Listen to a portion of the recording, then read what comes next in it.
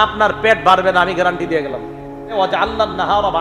আল্লাহ দিন বানাইছে মানুষের কামাই করার জন্য, রাত বানাইছে বিশ্রামের জন্য, আরামের জন্য।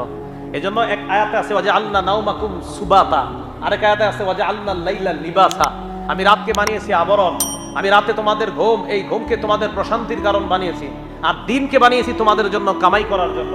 এজন্য যাদের রাতের ঘুম ভালো হবে, সুন্দরভাবে যারা সঠিকভাবে তাড়াতাড়ি ঘুমিয়ে যাবে, 9টা 10টায় যারা ঘুমিয়ে যাবে নিয়মিত ইনশাআল্লাহ, 3টা 4টায় উঠে তাহাজ্জুদের সালাত আদায় করে, ফজরটা তারা সুন্দরভাবে ইমাম সাহেবের পিছনে আদায় করে, হাদিসে নবীজি বলেন ফাহুয়া ফি জিম্মাতিল্লাহ, যেই বান্দা ফজর আদায় করে এই বান্দা আল্লাহর জিম্মায় চলে যায়।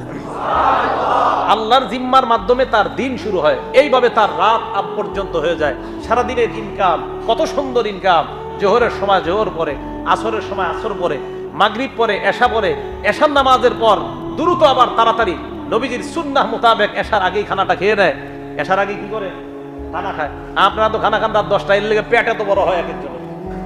রাত 10টা 11টায় খানা খায়, খায়া তাড়াতাড়ি একদম সাথে সাথে বিছানায় মাথাটা লাগায় দেয়। তো পেট বাঙালিদের বাড়বে না কাদের বাড়বে? এশার নামাজের আগে আপনি নিয়মিত খানা খান, খানা খাওয়ার পর এশার সালাত আদায় করেন, এশার নামাজের পর 2 রাকাত সুন্নত আছে, 3 রাকাত বিতির আছে, পারলে আরো 8 রাকাত বাড়ায় পড়েন তাহাজ্জুদ। খালি রমজানে গেলে 8 রাকাত পড়েন না।